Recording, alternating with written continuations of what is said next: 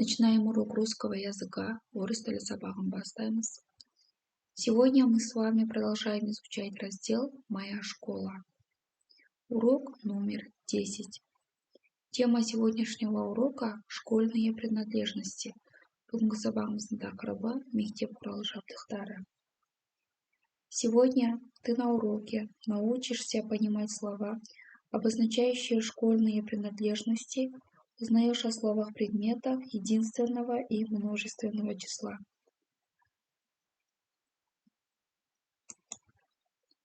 Упражнение номер 1. Бірінші тапсырма. Рассмотри картинку, назови предметы, которые должны быть в твоем школьном рюкзаке. Сенің мектепке арналған рюкзагыңда болатын заттарды ата. Яғни біздің заттардың қайсысын мектепке алып барамыз? Біріншісі, первое, книга, кітапты алып барамыз, тетрадь, линейка, карандаш, пенал, ластик, ручка, клей, яғни кітап, дәптер, сызғыш, қарындаш, қаламсап, өшіргіш және ручканы, желімді біз мектепке алып барамыз. Как можно назвать предметы, которые ты собрал в школьный рюкзак? Яғни осы мектепке жинаған заттардың барлығын қалай айтады екенбіз? Школьные принадлежности, мектеп құрал жабдықтары деп атаймыз. Слова предметы могут обозначать один или много предметов. Один предмет – это единственное число, тетрадь, линейка. Много предметов – это множественное число, тетради, линейки. Яғни бір затты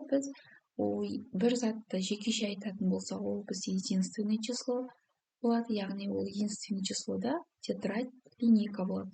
Ал көп затты айтатын болса, ол бізде көпше түрі болады. Яғни тетради, линейки болып кетеді екен. Упражнение номер 2.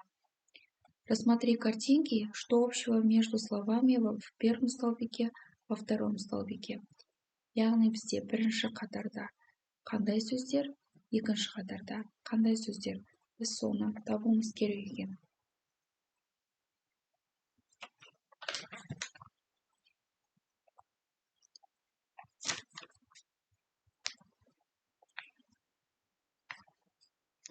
Суретке қарап, бірінші қатар мен екінші қатардағы сөздердің нені білдіретінін атап өтейік алдымен. В первом столбике тетрадь, дәптер, учебник, оқулық, карандаш, қарындаш. А во втором столбике тетради, дәптерлер, учебники, кітаптар, карандаши, қарындаштар.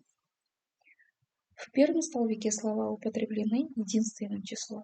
Яғни бірінші қатардағы сөздер бізде бұл жекеше түрде қолданылып тұр. А во втором столбике, ал екінші қатардағы сөздеріміз слова употреблены во множественном числе. Яғни бұлар бізде көпше түрінде қолданылып тұр.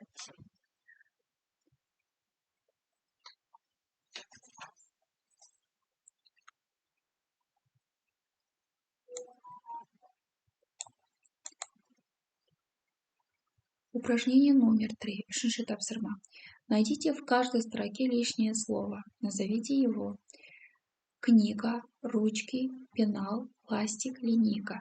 Яғни бізде айтып жатыр. Осы сөздердің арасындағы артық сөздерді атап өт деп жатыр.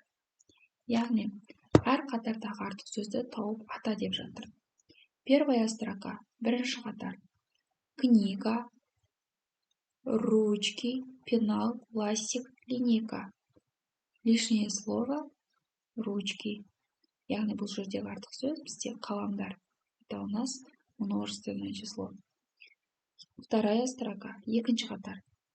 Альбомы, тетради, карандаши, учебник, ручки.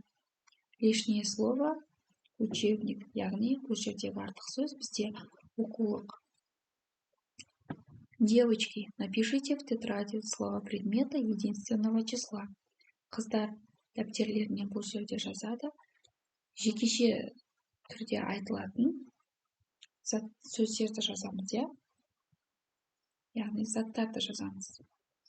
А мальчики, напишите в тетради слова предметы множественного числа. Яғни бұл балдар бұл жерде көпше түрінде айтылатын заттарды тауып жазатын болады. Проверьте работу одноклассника или одноклассницы. Проверяем. Лишнее слово ручки. Лишнее слово учебник.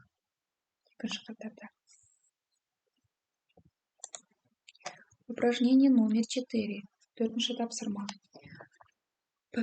Прочитай текст, ответ на вопросы.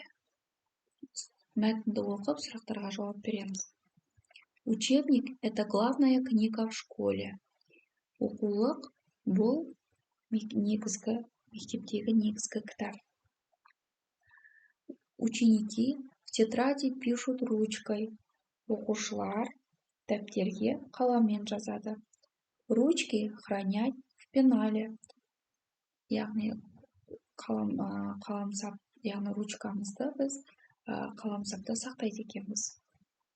Балалар, так, в альбоме дети рисуют карандашами, красками и фломастерами. Балалар суретті салғанда дәптерлеріне олар қарындаштармен, бояулармен және фломастерлермен сурет салады. Ластик используют на уроках рисования. Өшіргішті біз сурет сабағында қолданамыз. Все школьные принадлежности ученики складывают в школьный рюкзак. Барлық мектепке керекті құрал-жабдықтардың барлығын оқушылар мектепке арналған рюкзак сумкаларына салады. Как называется главная книга в школе? Мектептегі ең басты кітап қалай аталады екен? Учебник. Кітап, я? Теперь.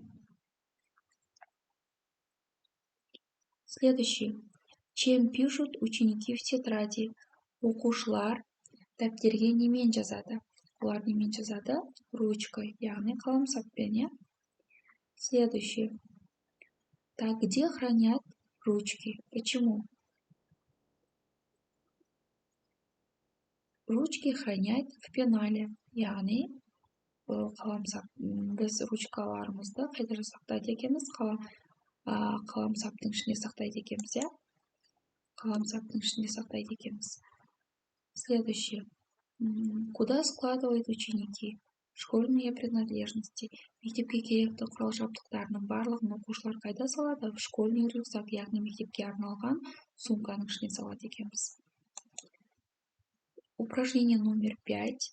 Напиши предложение в тетради. Яғни 5-ші тапсырмада сендерге айтып жатыр, дәптерлеріне мына сөйлемдерді жазып алыңдар деп жатыр. Ученики складывают школьные принадлежности в школьный рюкзак.